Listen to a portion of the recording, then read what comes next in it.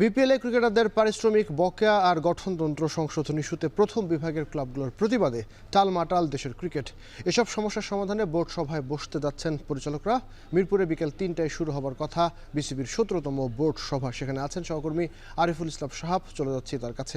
সাহাব, আজকের বোর্ড সভার এজেন্ডাগুলো কী কী এবং বিপিএলের এই যে ক্রিকেটারদের বকেয়া পারিশ্রমিক নিয়ে যে জটিলতা তৈরি হয়েছে সে ব্যাপারে কোনো সিদ্ধান্ত আসবে কিনা?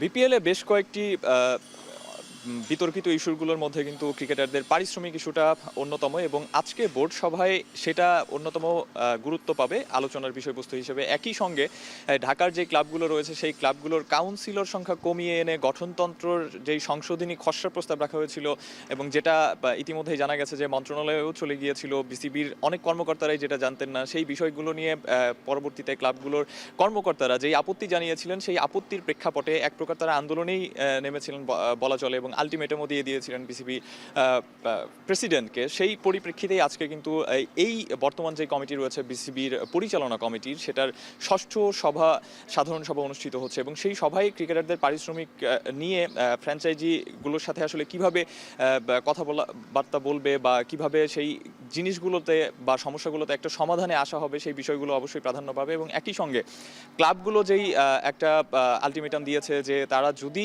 তাদের দাবি দেওয়াগুলো মানা না হয় সেই ক্ষেত্রে তারা হয়তোবা প্রথম বিভাগ লিগটা বর্জন করতে পারে, বয়কট করতে পারে, এরকম যে একটা প্রচ্ছন্ন হুমকি সেটাও কিন্তু রয়েছে আলোচনার বিষয়বস্তু হিসেবে। এখন যেটা ব্যাপারটা রয়েছে যে রাজশাহীর ক্রিকেটারদের একাংশ এখনও তাদের পারিশ্রমিক বুঝে পায়নি, বকেয়া পারিশ্রমিক যেটা 25% আগে দেওয়ার কথা, এবং পরবর্তীতে আরও 25% এই টুর্নামেন্ট চলাকালীন সময়ে তাদের কাছে হ্যান্ড ওভার করার কথা, সেই পারিশ্রমিকগুলো এখনই পাননি। আজকে যেই ম্যাচ প্র্যাকটিস সেখানে কিন্তু অনেক প্লেয়ারকেই বাংলাদেশি প্লেয়ার 2-1 জন এবং একই সঙ্গে বিদেশি প্লেয়ারেরা কিন্তু অনুপস্থিত ছিলেন, এবং পরবর্তীতে সেটা নিয়ে একটু গুঞ্জনও রয়েছে সংবাদ মাধ্যমগুলোতে। তবে এখনও পর্যন্ত কিন্তু এক্স্যাক্ট যেই খবর বা তথ্য সেটা কিন্তু বিসিবির কোনো পরিচালক বা ফ্র্যাঞ্চাইজিগুলো থেকে কিন্তু জানানো হয়নি।